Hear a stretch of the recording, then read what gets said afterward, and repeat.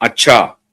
हाँ, आईपीसी में माफ करने का उसके पास अधिकार कहाँ रेमेडी क्या है? है? चैलेंज न कर क्या सिर्फ गवर्नमेंट अप्रूवर बन सकता है? माफी के अलावा वो कह सकता है क्या हमसे गलती, और प्लीड गिल्टी कर सकता है? अरे छोड़िए ना, उसका बना नहीं बना तो क्या है, जेल में तो जाने वाला है ना वो। नहीं, मैं चाहता हूं उसको बचा लूं। मान लीजिए मैं वकील हूं और मैं चाहता हूं कि बचा लूं, तो क्या उसके हाँ पास तो रेमेडी ठीक, है? हाँ तो ठीक है, आप रोड का अर्जी दे, कोर्ट को वो पसंद आया तो कोर्ट मान लेगा। जैसा वो जो पुलिस अधिकारी इस खूनी साजिश में शामिल वाले जो थे, वो लोग फिलर्स फिलर्स भेज रहे हैं कि हम तैयार है अप्रूव बनने को। क्योंकि ये बात तो देखिए बहुत महत्वपूर्ण बात है, ये जो सीजीआई का ये जो मूव है जिसमें सरकार को कह दिया है कि अप्रैल तक जवाब दो, जवाब देने पड़ेगा सरकार को। सरकार करेगी क्या? ऐसा कहेगी कि नहीं नहीं हम झूठा आरोप को हम कोई बात नहीं, ऐसा चलने दो गेम। ऐसा तो हो नहीं सकता है ना। बराबर मोदी है। जी की सरकार कहे कि नहीं नहीं झूठ का जो अब जो जाता है उसको आप पकड़िए, मैं नहीं पकड़ सकता हूं। ऐसा तो नहीं हो अरे सकता ना। नहीं नहीं, वो क्या है, इनमें लॉ बहुत स्ट्रिक्ट है। यहाँ पर ये परजुरी में, आपको और एक किस्सा बताता हूं मैं। एक नेक्सस बनाया, आरोपी, सरकारी वकील और जज ने मिलके एक लैंडमार्क जजमेंट है के रामा रेड्डी का।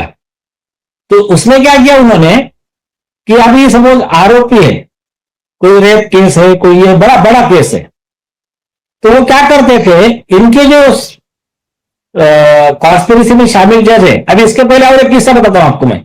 आपके दिल्ली हाई कोर्ट के जज थे शमित मुखर्जी।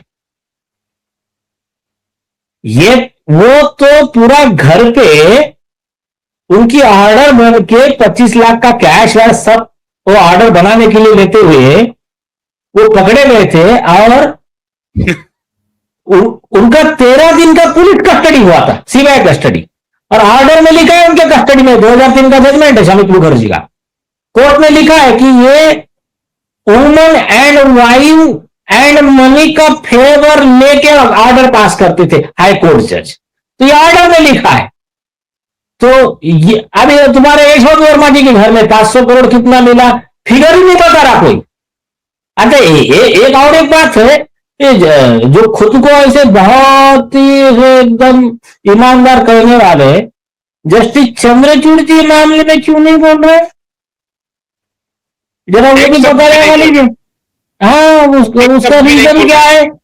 हाँ, आपका और यशवंत वर्मा का क्या इतना दोस्ती है भाई? क्या रीजन है उसके पीछे, जरा जनता को मालूम होने दो। क्योंकि नियम से तो एफआईआर रजिस्टर करना चाहिए था सीजे संजीव खन्ना साहब ने, उनको अधिकार है परमिशन देने का एफआईआर का।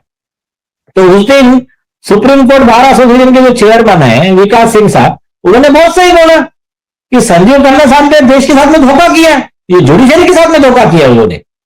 जब आपके पास में दिल्ली हाई कोर्ट के चीफ जस्टिस की कमेटी रिपोर्ट लाके देती है कि ये झूठ बोल रहा है यशवंत वर्मा, उसके घर में ये पैसे मिले हैं, वो उसके ये उसके नॉलेज में है, सब एक आ गए रिपोर्ट, आपने उनके पूरे जुडिशियल वर्क निकाल लिए, प्राइमा फेसी आपको मालूम पड़ गया वो आदमी डिसऑनेस्ट है, बेईमान है, भ्रष्ट है।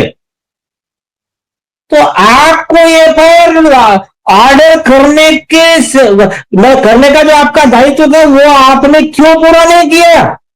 जहां आपके पास में अधिकार नहीं होता वहां पर घुस के तो आप ऑर्डर कर देते हो। आर्टिकल 142 में किया है ना सुप्रीम कोर्ट ने कई बार, जहां लॉ भी नहीं है, उन्होंने कहा कि for doing complete justice between the party supreme court pass the order, welcome. वो बहुत आभार है उसके लिए सुप्रीम कोर्ट के, वो सारे जजेस का जिन्होंने इंटरव्यू किया। तो हमारे संजीव खन्ना साहब ने, जो चीफ जस्टिस ऑफ इंडिया थे, उन्होंने यशवंत वर्मा के ऊपर एफआईआर क्यों नहीं किया? उन्होंने क्यों सीबीआई को डायरेक्ट नहीं दिया, आप प्रोसीड करो करके आगे? जैसा आपको याद होगा, जस्टिस निर्मल यादव का केस हुआ था, उनके लिए कमेटी बनी, सीबीआई ने पहले रिपोर्ट बनाई। तो उस समय के जो सीबीआई थे केजी बालकृष्णन, उन्होंने क्या किया भगवान जाने, कौन सा करप्शन किया क्या नहीं। पहले उन्होंने स्टेटमेंट दिया कि आगे कोई इसमें कार्रवाई की जरूरत नहीं है। पंजाब एंड हरियाणा हाईकोर्ट का पूरा बार एसोसिएशन रास्ते पे आ गया। फिर बैकफुट पे आ गए फिर सुप्रीम कोर्ट से एक प्रेस नोट निकालते हैं कि मैंने हमने ऐसा नहीं कहा था। बाद में परमिशन हुई और बाद में चार्जशीट फाइल हुई जस्टिस निर्मला यादव के खिलाफ में, और उस समय उनको उनका जुडिशियल वर्क निकालने का काम नहीं किया। तो ये जो है ना, जुडिशरी में इनएक्शन भी ये तो evil tolerated is evil propagated, तो वो भी करप्शन को बढ़ा रहा है।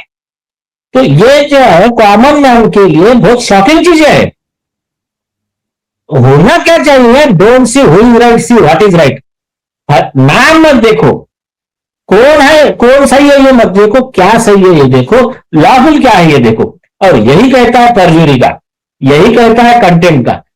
इतना भी बड़ा आदमी हो, आपने गलत किया। देखो, अगर किसी सरकारी ऑफिस के आगे एक चपरासी बैठा हुआ है, वो नियम से आपको कह रहा है कि सुनिए अभी आप अंदर जा नहीं सकते, अंदर ये काम चल रहा है, तो मैं कितना भी बड़ा हूं, वो आदमी लॉ का पालन कर रहा है, मुझे लॉ के हिसाब से कह रहा है, उसको सैल्यूट, मुझे पालन करना है उसकी बात का।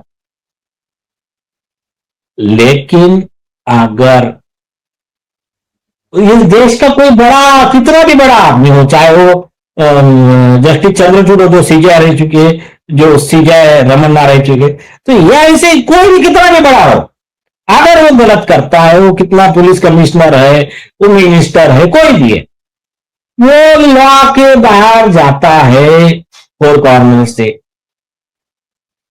तो उसकी बात तो हम मानेंगे। हम क्यों मानेंगे? जो खुद ही अनलॉफुल कह रहा है वो हमको बाइंडिंग नहीं है। लेकिन उसको जेल में डालना, वो आरोपी है, फिर ये सरकारी एजेंसी का ड्यूटी है।